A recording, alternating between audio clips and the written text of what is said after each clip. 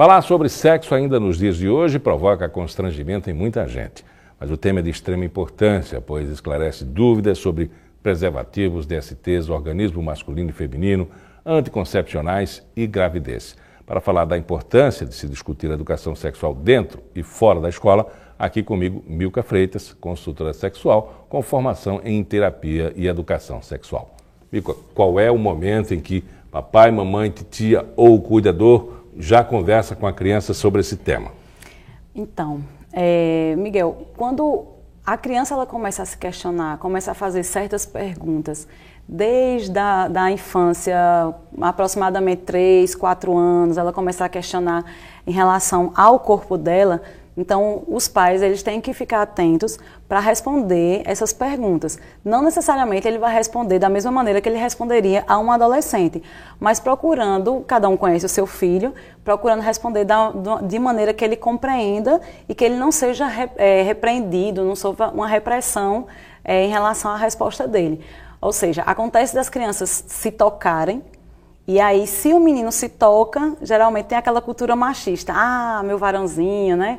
Ah, esse daí vai ser pegador e tal. Quando a menina se toca, aí já reprime logo. Então, ao invés de ter essa conversa de repressão, explicar em relação à genitália dela, mas de maneira que ela compreenda. Isso, hoje em dia, tem muitos livros que ensinam os pais a ter esse acesso. E se ele tiver qualquer dúvida, né? Primeiro vai à literatura, depois vai ao especialista. Né? Não pode deixar sem resposta. Não, né? E nem ficar inventando. Tira a mão daí, isso daí é um bicho, isso daí é uma florzinha. A gente sabe que a genitália feminina não é uma florzinha e nem é um bicho, nem é do menininho e nem da menininha. Então tem que explicar. Se por acaso, como ela é muito pequenininha, porque acontece, hoje em dia as crianças elas estão muito precoces em relação à sexualidade delas. Isso está acompanhando realmente essa geração.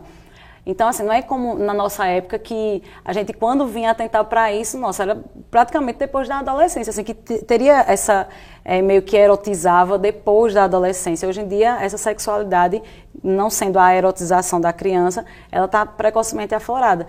Então, assim, se quiser usar, não, é o piu-piuzinho, o menininho tem, a menininha tem a florzinha, isso... Quando ela é pequenininha, tudo bem, porque também você não vai dizer a sua região pubiana, clitóris para uma menina, nem pênis, corpo peniano, essas coisas para um menino. Mas assim, quando ele começar a crescer, 7, 8 anos, ou sei lá, 6, 7 anos seria o mais ideal, aí sim começar a usar essa nomenclatura que seria a nomenclatura correta, né? E científica. A questão do namoro, da descoberta da relação com o outro. Então, o que é que acontece? As crianças, elas acabam mentindo quando elas começam a despertar. Isso acontece muito com as meninas, porque se a menina desperta muito cedo para essa paquera, né, para esse relacionamento, ela é julgada imediatamente, seja pelo pai, seja pela mãe, depende muito da cultura. Eu falo sempre da questão do diálogo, a importância desse diálogo, né, com as crianças. Na adolescência, acaba de ter uma mentira quando o pai não aceita, geralmente aquele pai muito protetor, que acha que a menina não pode se envolver com ninguém, ou então não é a garota certa para o meu filho, a mãe muito protetora. Então, assim, e também tem a questão das relações homoafetivas, né, que jamais meu filho vai ser gay ou transexual. Então, acaba que, ao invés de discutir sobre aquilo, de conversar e evitar que aquele adolescente minta e vá namorar escondido, vá aprontar escondido, então ele prefere fazer às cegas e aí quando vem a informação, às vezes a informação é forte e é uma consequência de ausência de diálogo dentro de casa. Uma gravidez precoce, e a gravidez precoce eu não me refiro só às meninas, os meninos também. Imagine um menino com 14 anos sendo pai. Né? É tão prejudicial como uma menina de 14 anos. É uma responsabilidade fora de hora. Né? Ele é uma criança brincando com outra. E o choque, né, que os pais tomam começou na pessoa, começou no menino, na menina. De que maneira esse choque ele aparece nessa criança? Os pais começam a perceber diferenças? Quando ele se descobre sozinho, o choque ele é muito maior, né? Porque ele não teve aquele acompanhamento, aquele aconselhamento dos pais. Então, quando os pais também têm esse susto, é quando vem aquela reação, às vezes de violência, né? Agride, poucos põem de castigo, poucos, menos ainda, esclarecem aquela situação que aquele indivíduo está vivendo. Até porque esses pais também não tiveram a educação sexual, então fica complicado para eles também chegar e tentar discutir aquele momento que o filho está vivendo. A gente tem acompanhado o noticiário de pessoas que fizeram a transformação, né? Que não desejavam mais ser aquilo que nasceram e que depois se arrependeram e voltaram. Isso é pontual ou isso estabelece uma confusão na cabeça do sujeito? Olha, geralmente quem faz a cirurgia de mudança de sexo, eles têm que ter no mínimo 2 anos de terapia antes e pós-cirurgia. Então, assim, provavelmente houve uma deficiência durante essa psicoterapia, né? Porque tem a psicoterapia, tem acompanhamento com o psiquiatra, tem acompanhamento com vários outros profissionais da área de saúde, para poder fazer com que aquele sujeito ele se adapte àquele novo corpo. Porque o transexual, ele vê, digamos, o transhomem, que é a mulher que nasce, biologicamente nasce mulher, né? O transhomem, ele não aceita os seios. Então, assim, por mais que ele não aceite, quando vai ocorrer aquela cirurgia, ele tem que saber que ele já não vai mais ver aquela saliência aqui no peitoral, né? Que aquilo é uma saliência, não é um peito.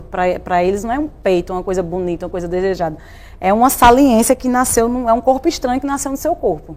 E no caso do pênis, que é transmulher, aquilo ali, muitos sofrem mutilação, muitos se automutilam, porque não aceita. Mas para tudo isso, para ver que não vai mais ter aquele órgão fazendo parte do seu corpo, tem que ter esse acompanhamento multidisciplinar, porque senão faz essa confusão. Esses que fizeram a cirurgia e depois se arrependeram, ou houve uma falha durante esse acompanhamento, ou foram pessoas que fizeram a cirurgia muitas vezes, ou para agradar um parceiro, ou porque faz um programa e aí via que aquilo ali atrapalhava e depois descobre que aquilo ali poderia ajudar, porque aí acontece de ter muito fetiche, né? Muita fantasia de homens que transam com homens que se transvestem de mulher e às vezes aquele órgão no travesti é essencial para fazer a diferença e para ele ganhar dinheiro com aquele programa, por exemplo.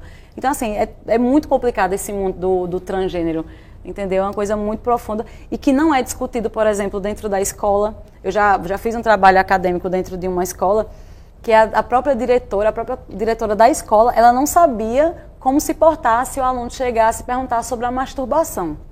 Aconteceu de uma criança, ela ter traços de uma criança homoafetiva, ela já era aproximadamente, tinha entre 8 e 9 anos, e aí qual foi a atitude da escola? Como a escola compreendeu que aquela criança queria apenas chamar a atenção, a criança foi expulsa da escola, porque todo mundo fazia chacota com ela, ei, seu viadinho, isso e aquilo, seu gayzinho, coisa que já vem lá de trás. Não foi só a escola não soube lidar com aquela situação, então a criança foi expulsa. Quando passou um ano, aproximadamente 1 ano e meio, que aquela criança voltou, ela voltou à escola com a condição de não querer mais chamar a atenção daquela maneira. Ou seja, a criança, no mínimo, ela já era oprimida e reprimida dentro de casa, né, pela família, já foi pela escola e aí ela tem que embutir, ela tem que esconder essa sexualidade dela para poder ela ser aceita em casa e na escola. E nenhum dos dois contextos souberam lidar com aquela situação. E pelo visto, nem as famílias, nem a escola está preparada. E o governo, ele tem nos PCNs, que são essas disciplinas transversais, que tem que ter a prática da orientação sexual, que aí cabe bem essa nomenclatura. Não quando você tem uma identificação sexual, porque você diz assim, minha orientação sexual é hétero, minha orientação sexual é homo. Eu não vou me orientar a ter isso, a ser hétero ou homo. Eu não vou, você nasce, o sujeito ele nasce com isso. Então, assim, a nomenclatura que, na minha opinião, ela cabe bem, seria a identificação sexual. E aí, no PCN, eles colocam que deve ter essa prática da orientação, que seria educar as crianças e os adolescentes dentro desse contexto sexual. As preliminares, quando o adolescente já começa a atentar para ter a sua iniciação sexual. A criança, quando começa a se masturbar, que é ao contrário do que as pessoas pensam, você não começa a se masturbar depois da adolescência e quando se torna adulto. Isso faz parte do ser humano.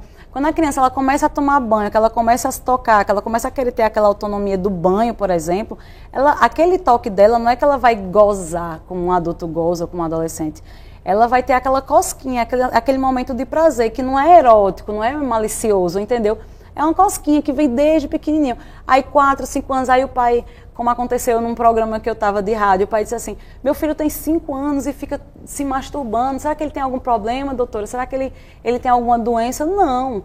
A masturbação da criança e do adolescente e do adulto, ela só se torna patológica quando o sujeito vive em função daquilo. Por exemplo, você está aqui trabalhando, aí de repente você tem que interromper o seu trabalho porque você vai se masturbar. A criança não consegue mais ir para o recreio porque ela sente a necessidade de estar se tocando. O adolescente não consegue mais ter suas atividades porque ele sente. Então, a partir do momento que essa questão da masturbação ela começa a interferir no contexto da dinâmica, aí é uma patologia. Aí você tem que investigar o que está acontecendo dentro da casa dessa criança, dessa pessoa. É uma relação mal sucedida? É um conflito? Os pais estão se separando? É ociosidade? Acontece muito. Chega férias. Os pais estão trabalhando, porque a criança tira as férias e às vezes os pais não tiram. Aí a criança fica computador, televisão. Aí já descobriu aquela masturbação. O que é que ela vai fazer? Se tranca no quarto e começa. Isso tanto menino quanto menina. Como os pais devem lidar com esse problema? Conversando. Sempre, eu sempre vou apertar nessa tecla. É o diálogo. Chegou no quarto, viu, principalmente a menina, chegou no quarto, viu que a menina está se tocando, as meninas procuram sempre uma quinazinha, assim, de mesa, centro de mesa, né? De sofá ou de cama, viu que a criança está se masturbando, deixa ela terminar ali o tempinho dela. Não chega, que é isso? O que é que você está fazendo? Não vai reprimir a criança. Terminou o tempo dela, chama ela no cantinho, respira, porque isso não é fácil. Fácil para mim que estou conversando, que estou falando aqui de uma outra ótica. Mas para algumas pessoas que não têm essa consciência, é difícil. Mas vai, puxa, meu amor, o que era que você estava fazendo ali? Não é chegar e fazer, que safadeza é essa? Que aí a criança vai, a partir dali, a criança vai começar a mentir para você e vai ver aquilo dali como uma coisa nojenta, como uma coisa errada. E a gente sabe que masturbação, que o sexo nem é errado, nem é nojento. É como você faz isso. Deus, muito obrigado pela entrevista. Eu que agradeço, Miguel. Nós ficamos por aqui. Voltamos na semana que vem. Até lá.